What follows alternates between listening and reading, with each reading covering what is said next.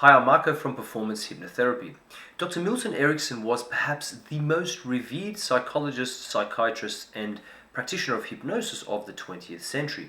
Before he passed away, he was asked, "What is the single greatest problem that all clients have?" And he answered in his deep voice with one word: rigidity. So, what exactly did Dr. Erickson mean? Well, have you ever wondered how we have conventional wisdom or proverbs or wise sayings that are paradoxical in nature? In other words, they give opposite pieces of advice, yet when we say them, they sound so true and so correct. For example, the early bird gets the worm, but the second mouse gets the cheese. A rolling stone gathers no moss, but stop and smell the roses. Seek, and ye shall find, but curiosity killed the cat. So why do we have these opposite proverbs, and which piece of advice is the best one to follow?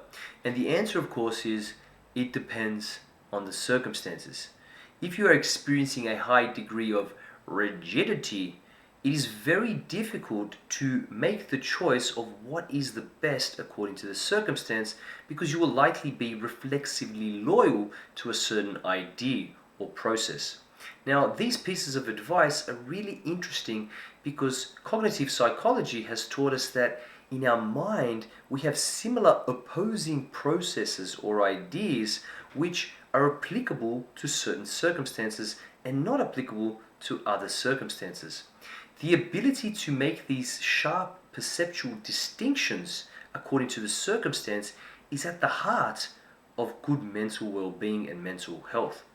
So, for example, if at work someone is passing by and they make a comment and you decide that the comment was directed at you and that it's personal, you are likely to react a certain way. Another person in the same circumstance may think nothing of it, or may think that person may be having a bad day. Why did the two people react in a completely different way? Well, something happened in the past, and the person started to run a process in their mind, whether that be if someone says something to me, or I perceive that someone has said something to me, I will stand up to them right away. Or if someone says something and I don't have the required evidence to react, I'm just going to let it fly. I'm just going to let it pass and move on. So which reaction is the best? Well, the truth is, it depends on the circumstance. It depends on the actual intention of the person making the comment. But the real question for you and for all of us is, how do you decide whether it was personal or not? This is at the heart of good psychotherapy, because when our processes serve us, they are very useful. But every process we run will serve us in some contexts and not serve us in other contexts.